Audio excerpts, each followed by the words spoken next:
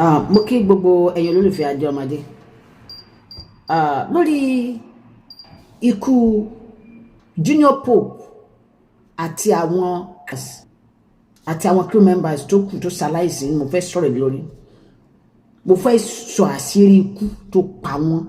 fún yín. Mo dẹ̀ fẹ́ rọ gbogbo yín kẹ́ fi ara balẹ̀. Ayé ò ní fi ọ̀rọ̀ wa ṣe àríkọ́gbọ́n. Àṣírí ikú tó pa wọ́n torí nígbà tí ọ̀rọ̀ yẹn ṣẹlẹ̀ ẹ rí pé mi ti make video kan lórí ẹ̀. Mo try láti consult àwọn tó mọ̀ nípa omi tí wọ́n mọ̀ nípa odò. Wọ́n tú ọ̀pọ̀lọpọ̀ àṣírí màá dẹ̀ fún wa ní analysis yẹn màá sọ ní kọ̀ọ̀kan fún wa. Àkọ́kọ́ fún ẹ̀yin tí ẹsẹ̀ ń wò mí fún ìgbà àkọ́kọ́ tí ẹ mọ̀ nǹkan tó ṣẹlẹ̀. Àwọn òṣèré wa kan àwọn òṣèré Nollywood kan ní onílọ́pẹ́ ìjẹta àbí ìjẹrin wọ́n ní wọ́n bá ìṣẹ̀lẹ̀ tó ṣẹlẹ̀ ní orí omi River Niger lọ.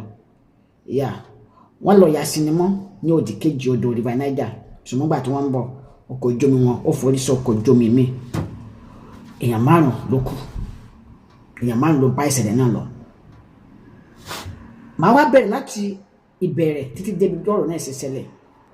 Ẹ jọ̀ọ́ ẹ bá mi share video yìí, ẹ bá mi follow page mi. Producer iṣẹ́ yẹn ó gbé location iṣẹ́ yẹn sí òdì kejì River Niger. Ibi òjìnà sí gbogbo bẹ́ẹ̀ kò jìnà sí bíríìjì Onitsha lọ́hùn. Kì í ṣe pé ọ̀nà ẹsẹ̀ ò dé ibi tí wọ́n ti ń ya iṣẹ́ yẹn ṣùgbọ́n ọ̀nà ẹsẹ̀ yẹn jìnà. Ọ̀nà tó yá ó ní kí wọ́n gba orí omi River Niger kọjá. Ṣé ń gbọ́ mi? Ìgbà tí wọ́n lọ ní fídíò ibi tí Junior Pope ti kọ́ pé na only me dey born o I get to the pikin o ìgbà tí wọ́n lọ nìyẹn. Ìwà tí wọ́n lọ nìyẹn. Fún ẹ̀yin tí fídíòs yẹn wá ń confuse.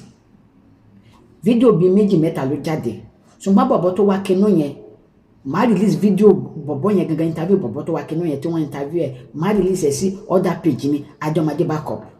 Torí mi fẹ́ máa release fídíò sí bíbáyìí torí copyright. But màá release ẹ̀ síbẹ̀ kẹ́ lọ́wọ́ interview bọ̀bọ̀ yẹn. Bọ̀bọ̀ yẹn sọ pé second video níbi tí bọ̀bọ̀ virus yẹn tó ti ń lu aago yẹn. Ó ní second video ni ó ní òun dẹ̀ sọ pé kó má lu aago lórí omi yẹn. So now ìgbà tí wọ́n ń bọ̀ ọkọ̀ boat táwọn wọ̀ ó lọ hit boat mi tó ń bọ̀ bí wọ́n ṣe jí sómi nìyẹn. Ìgbà tí wọ́n jí sómi bọ̀bọ̀ virus yẹn òun dé boat mú another lady ọ̀hún nǹkan tó jẹ́ káwọn bá ìṣẹ̀lẹ̀ yẹn lọ nìyẹn. Bọ̀bọ̀ tó wá boat òun ti bẹ́ sómi ó ti wẹ̀ ń tẹ̀ ó wá kó àwọn 5 sínú omi. Junior Pope makeup artist Sandman méjì àti cameraman. So àwọn yẹn ló bá ìṣẹ̀lẹ̀ yẹn lọ. Ìgbà tí wọ́n máa gbé wọn jáde nǹkan ti lọ. Ṣùgbọ́n àwọn kankan wá ṣẹlẹ̀ ṣẹ́fí ìgbà tí wọ́n máa gbé Junior Pope jáde mortuary ni wọ́n gbé lọ straight with the hope pé ó ti ṣaláìsí. But getting to the mortuary attendant sọ fún wọn pé kò tí ì kú pé tí wọ́n bá lè lọ sí àwọn ètùtù kọ̀ọ̀kan fún pé wọ́n á pe ẹ̀mí ẹ̀ padà wọ́n wá gbé lọ lé babaláwo. Nígbà tí wọ́n gbé dé babaláwo wọ́n ṣe àwọn ètùtù yẹn lóòótọ́ lẹ́yìn ìgbà tí wọ́n ṣe ètùtù yẹn tán wọ́n wá ṣe gbé lọ sí hospital but wọ́n máa dé hospital kò bá mọ́ ìgbà tí wọ́n máa dé hospital. Àwọn kan wá ń blame wọn pé kì í ṣe ilé babaláwo ló yẹ kí wọ́n kọ́kọ́ gbé lọ pé hospital yẹ kọ́kọ́ gbé lọ direct kí wọ́n lè fún ní oxygen nígbà tí wọ́n ti confirm ní mortuary pé kò tí kú. But hours tí ó fi wà lọ́dọ̀ babaláwo tí wọ́n ní wọ́n ṣe ètùtù yẹn èèyàn tí ò lè mí dáadáa tẹ́lẹ̀tẹ́lẹ̀ tí ò dẹ̀ ṣe oxygen lára rẹ̀ kí láì expect kó máa padà sílẹ̀ ìyẹn tún lọ àṣírí mi tún nìyẹn. Yàtọ̀ fún yẹn wọ́n gbogbo wọn wọnú omi yẹn ẹnìkan ṣoṣo ló ń lo life jacket ṣẹ́tí ń gbọ́ àwọn nǹkan tó ṣokùnfà ikú wọn mẹ́rin ẹnìkan ṣoṣo ló lo life jacket ibi tí mo ṣe náà sì jìnnà ẹnìkan ṣoṣo ló lo life jacket. So ká ní wọ́n lo life jacket bí wọ́n ṣe wọnú omi yẹn wọ́n máa lé fò ní torí ìgbà tí wọ́n ṣubú yẹn ẹni báwo ni wọ́n ṣe rescue wọn ìgbà tí boat wọn hit another boat yẹn àwọn tó wà lódì kejì lórí wọn tí wọ́n ń sáré bọ̀ so àwọn tó di boat mú virus àti ọ̀dà dìde ni wọ́n kọ́kọ́ rescue. Nígbà tí wọ́n rescue wọn tẹ́lẹ̀ àwọn sọ pé àwọn yẹn sì wà nínú ìsàlódò bọ̀ wọ́n ti rì torí wọn à lè fò. Ẹ mọ̀ true ẹrù ẹlòmíì òdúrà ó kàn lọ lẹ̀ straight ni. So àìlò life jacket ó ṣàkóbá. Nínú interview bọ̀bọ̀ tó wá akínú yẹn gbà tí wọ́n challenge ẹ̀ pé kí ló tí wọ́n à lo life jacket ó ní òun sọ òun producer pé kó provide life jacket fún wọn ó ní ó sọ wípé kò sówó. Ṣé ń gbọ́ bẹ́ẹ̀ ó ní producer sọ pé kò sí owó but ẹ̀yin tí wọ́n fẹ́ fi bóòtù gbé ká ní ẹ̀yin gan wọ́n fẹ́ fi ẹ̀mí ara yín tàfàlà kò yẹ kẹ́ take risk yẹn bó ṣe kẹ́ ní ẹ̀ lọ tàbí kẹ́ kú gba ibi tó jìnnà yẹn but àti ẹ̀ gbọ́ pé ìgbà tí wọ́n lọ rí ìgbà tí wọ́n bọ̀ ni wọ́n bọ̀ rí bí tọrọ life jacket ṣe lọ nìyẹn wọ́n máa ń béèrè lọ́wọ́ bọ̀bọ̀ driver bó ṣe pé ó mọ orí odò yìí pé odò tó wà powerful ni kí ló dé tí o fi request fún ritual ó dẹ̀ mọ̀ pé nǹkan tí bọ̀bọ̀ ẹlẹ́ni ẹ fẹ́ ṣe náà nǹkan tó wà special ni conductor make àwọn some rituals ó ní Junior Pope ó ní àwọn fẹ́ ṣe ritual yẹn Junior Pope sọ pé Christian lòun ẹ lọ wo interview bọ̀bọ̀ yẹn lórí page mi Ajomade backup eléyìí ò kì í ṣe pé wọ́n wí ẹjọ́ gbogbo ẹ̀yin tẹ́ ń wò mí ó ní òye tí n kọ́kọ́ bẹ́ẹ̀ síta ṣe fídíò tẹ́lẹ̀ mo fẹ́ make research mi dáadáa ni ẹ lọ wo fídíò yẹn lórí page mi Ajomade backup fídíò yẹn live bí wọ́n ti interview bọ̀bọ̀ tó wà kínú yẹn ó ní Junior Pope sọ pé Christian lòun pé òun ò ní interest ní òjẹ́ káwọn ṣe ritual yẹn mi lè sọ pé ẹni tó bá ń ṣe Christian tí ò dáa mi ní ẹni tó bá ń ṣe ẹ̀sìn ní ò dáa ṣùgbọ́n àṣàlàṣà ìṣẹ̀ṣe ní ìṣẹ̀ṣe àwọn kankan àtàwọn máa ń fojú rí náà tó bá ti jẹ́ Christian tá a dẹ̀ mọ̀ wípé ó ní bá ó ṣeéṣe ká ní wọ́n gbà kí wọ́n ṣe ritual yẹn kí nǹkan tó ṣẹlẹ̀ má ṣe tó wá dé má ṣẹlẹ̀ kó má lẹ̀ mí lọ ṣe ti ń dè bẹ́ẹ̀ yẹn fídíò yẹn wà lórí backup page ní Ajomade backup mi fẹ́ release fídíò sí bíbá yìí torí copyright ni ṣe ti ń rí àwọn àṣírí nǹkan tó pa mẹ́rin náà o lẹ́yìn ìgbà yẹn ẹ má bínú mo jọ́ tàwọn kìnìyàn sílẹ̀ lẹ́yìn ìgbà yẹn ọ̀rẹ́ Junior Pope kan wá sọ̀rọ̀ ó tú àwọn àṣírí kan gbà tí mo wo fídíò yẹn ó ní nígbà tó ń wo fídíò President Actors Guild of Nigeria tó ṣàlàyé ibi tí nǹkan ti ṣẹlẹ̀ ó náà wá ní kò lè ṣe pé kò sọgbọ́n ó ní because ó ní ìgbà tí Actors Guild kọ́ máa sọ President Actors Guild máa sọ tó ní Cable Point area ní nǹkan ti ṣẹlẹ̀ ní tabanọ sí ọ̀nà Asaba bridge ó náà wá ní sẹ́ẹ̀dì bẹ̀yẹn olóòdò tó ń control bẹ̀yẹn obìnrin ni kì í gbẹ̀yàn lọ pé kò lè jẹ́ bẹ́ẹ̀ ó ní ṣùgbọ́n ìgbà tó ń wá padà ṣe research wọ́n ní pé after that wọ́n kọjá olóòdò yẹn tí olóòdò yẹn jẹ́ Oniche àwọn ọmọ Ìgbò tó bá ń gbọ́ mi tó máa mọ̀ bẹ́ẹ̀ Oniche lórí ni àwọn àṣà tó ń gbọ́ mi tó máa mọ̀ olóòdò ibi tí tábà ń lọ níbi Cable Point yẹn but tábà kọjá Cable Point yẹn ó ní olóòdò tó wà ń bẹ̀ I'm talking about spiritual aspect of this issue now ó ní olóòdò tó wà ń bẹ̀ ó ní gbẹ̀mígbẹ̀mí ni ó ní nǹkan tí èèyàn bá sọ níbẹ̀ ló máa ń ṣẹ ó ní nǹkan tí èèyàn bá sọ níbẹ̀ ó máa ń ṣẹ ó ní tó bá rí sign lára èèyàn pé ọmọ ni èèyàn ó máa gba ẹni yẹn tó bá dẹ̀ rí pé ẹni yẹn kì í sọmọ ó máa ti ẹni yẹn gbọ́dẹ̀ ó ní first video tí Junior Pope kọ́ sí yẹn fídíò yẹn náà ó wà ní Ajomade backup page mi ó wà níbẹ̀ tó ti sọ pé na only me dey born o I get three pikin o ó ní àwọn gbólóhùn tó ń sọ yẹn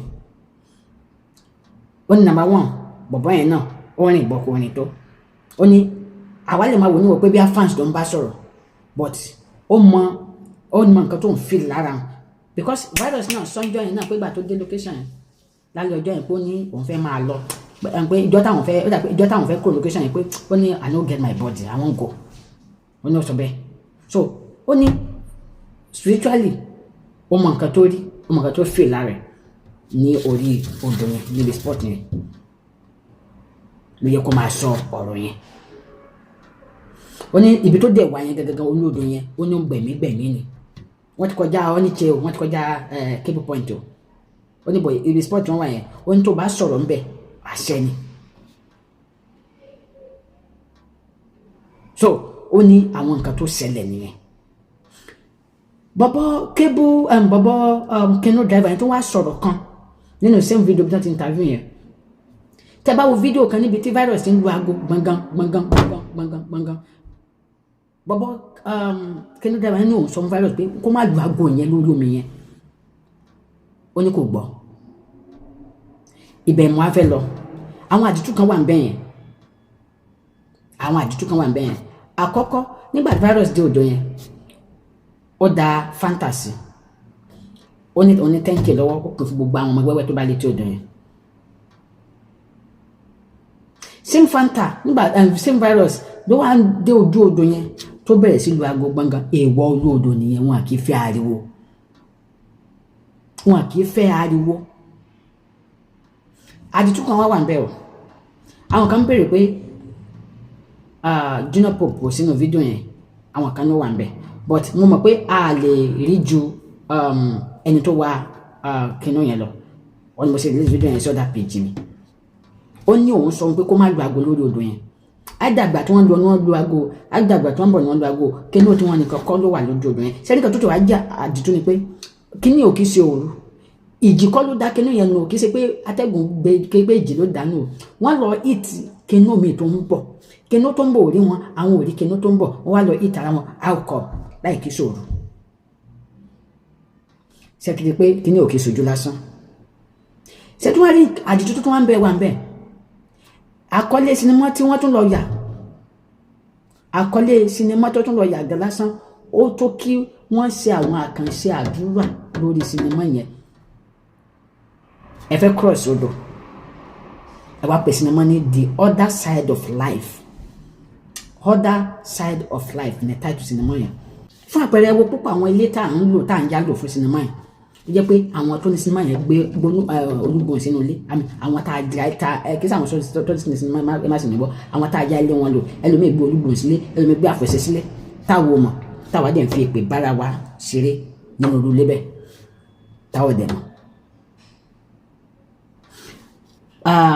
Mo ti mọ̀ tí ìgbà tá a lọ ya sinimá kan ní sáìdì Kájọlà Supari Àkókò tí director dédé náà wọn báyìí,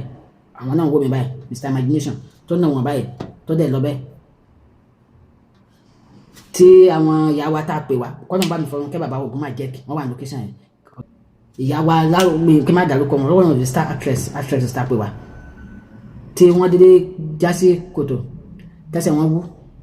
bàtílẹ̀ máa mọ́ tán bẹ̀rẹ̀ sí sunkún tán bẹ̀rẹ̀ sí pariwo tó gbogbo nǹkan àjálù sábẹ̀rẹ̀ sẹ́rẹ̀ location yẹn lórí pé àfojú di àwọn abúlé yẹn pé tèmi kákan wá yà tíátà ká lọ tiwa ni. So it was after àgbà tí àwọn nǹkan yẹn ṣẹlẹ̀ tán ní àwọn kan ṣe sọ fún wa pé sinimá tá a wáyà yìí àkọlé ẹ̀gàn lásán ó tó ká sí nǹkan wọn á ní sáàsì àwọn nǹkan báyìí sáàsì àwọn nǹkan báyìí sáàsì àwọn á ní àṣẹ láwọn afojú pé tèmi kákan yà sinimá ká lọ ni wọn ní ó yẹ kẹ́ ẹ̀ ṣe. Nígbà tí wọ́n ya sinimá ìyá Sadiya first wife bàbá wa Dẹ́ntọ́ tó máa sọ báyìí tó ń ya sinimá wọn náà sinimá láti bẹ́ẹ̀ yẹn ṣẹlẹ̀ ní sáìdì dèrò kó òkè gbóngbà yẹn kọ́ni bá fọwọ́n kẹ́ bàbá Adébáyọ̀ Fálétí bàbá dókun yẹn bàbá bẹ̀rẹ̀ àwọn questions yẹn kan lọ́wọ́ àwọn tó àgbàgbà tó wà bẹ̀ pé ṣẹ̀ṣẹ̀ kan báyìí wọn náà wọ́n ṣe wà ní no wonder. So iṣẹ́ yìí kọjá ojú tá a fi ń wò ó kọjá ojú tá a fi ń wò ó kí sì gbogbo nǹkan máa fi ṣe eré ní díẹ̀. Ìwọ tó dé àárín odò tó ń lu aago èèwọ̀ wọn ni. Mo ti pé àwọn tó mọ̀ nípa odò dáadáa wọ́n ní èèwọ̀ wọn ni. Ó fún wọn léèwọ̀ jẹ́ nìyẹn. Tó bá ní o ṣe nígbà tó ń lọ tó bá ń bọ̀ wọ́n máa dúró díẹ̀. Torí ẹ̀yin àwọn tẹ́ bá ṣàkíyèsí àwọn nìkan kọ́ ló wà lórí odò yẹn gbà yẹn. Báwo ni ẹ ṣe lọ máa forí kinú yín sọ kinú mi tó ń bọ̀ tẹ́ ẹ̀ ríra yín láì kí ṣòro lójúmọmọ. So bọ̀bọ̀ kinú yẹn sọ bọ̀bọ̀ tó ń wa kinú yẹn sọ pé òun sọ fún pé kó má lu aago lórí omi yẹn. Ẹ lọ wo mi kì í ṣe pé múlẹ̀ pé bí adé ọmọdé múlẹ̀ ẹ lọ wo fídíò interview bọ̀bọ̀ yẹn lórí other page mi adé ọmọdé bá kọ kì í ṣe pé mo wá mú sílẹ̀. Ó yàn wọ́n ẹ̀ pé kó má lu aago lórí omi River Niger. Just imagine gbogbo nǹkan kan lè ré ọ̀nà àwọn èèyàn fi ń drag bọ̀bọ̀ yẹn sì pé òun ló cause ẹ̀ òun ó dẹ̀ padà survive. Bàbá kan tẹ̀ wá sọ̀rọ̀ náà bàbá mi wọ́n máa sọ̀rọ̀ wọ́n pè mí ṣàkíyèsí kan wọ́n pè yín olófin mi náà ṣàkíyèsí yẹn sẹ́n pé bọ́sì àwọn tí bí méjì mẹ́ta mẹ́rin ni mo pè. Bàbá yẹn wá ní adé pé sọ mọ̀ pé a lè rí ọmọ omi nínú àwọn pípì yẹn tàbí pé jẹ́ ọmọ ojú odò River Niger yẹn ó yẹ pé òun ló fẹ́ lọ tó mú àwọn mi lọ́wọ́ lọ. Wọ́n ló máa ń ṣẹlẹ̀ bẹ́ẹ̀ ẹni lómi wà tó pé omi yẹn ló bujú mọ́ máa bọ̀ tó dẹ̀ máa wọn mi lọ́wọ́ lọ. So ọ̀rọ̀ yìí ò kí sojú lásán ẹgbẹ́ àgbàgbọ́rọ̀ life jacket kí sojú lásán because kì í ṣojú lásán ó kàn jẹ́ pé life jacket ìbátan help because ká ní wọ́n bọ́ sí wọ́n yẹn ká ní wọ́n lo life jacket wọ́n máa lé fún ni tá bá ń sọ̀rọ̀ nípa physical aspect of it but spiritual aspect of it ó deep gan ó ní mo ṣàlàyé yẹn story sẹ́yìn gan lásán other side of life ó ní ìtumọ̀ kì í ṣe then àkíyèsí mo fẹ́ kí gbogbo ẹ̀yin olólùfẹ́ mi ṣe ni pé kẹ́mọ̀ kì í ṣe orí omi ni wọ́n ti ya iṣẹ́ yẹn o wọ́n cross omi ni o wọ́n kàn gba orí omi kọjá ni kì í ṣe pé wọ́n ya iṣẹ́ yẹn lórí omi wọ́n dẹ̀ ti ya iṣẹ́ yẹn successfully gbà tí wọ́n ń bọ̀ ní wàhálà nǹkan yẹn ṣẹlẹ̀ so bí ìrìn àjò yẹn ṣe jẹ́ nìyẹn ìmọ̀ràn mi fún gbogbo àwa tá a wá ń ṣe iṣẹ́ yẹn lélẹ́yìí gbogbo ẹ̀kọ́ ni màláì gbogbo ẹ̀kọ́ ni eré ìyá mi pé dògúnmọ́lá mo di méjì sẹ́kàn táwọn àti ọ̀gá dìgbòlùjá tó wà lórí ọ̀sẹ̀t ọ̀gá dìgbòlùjá yìnbọn but tẹ́mọ̀ tá a bá fẹ́ yìnbọn ní ìdíṣẹ́ wa wọn kì í yìn síyàn direct ní basakabla wọn máa ń yìn sẹ́gbẹ̀ẹ́ báyìí ni àwa yìn sí wọn direct ìyá yarí ni ìyá ò kí ẹ pé àwọn wà lórí set wọn yarí wọn kí gan gidi pé kó má ever try ẹ fáwọn mọ́ kó má ever àwọn mi lè máa wò ní wò pé kí ni ìyá Péjú dánwò yìí òótọ́ ló sọ àti rí ọ̀gá mi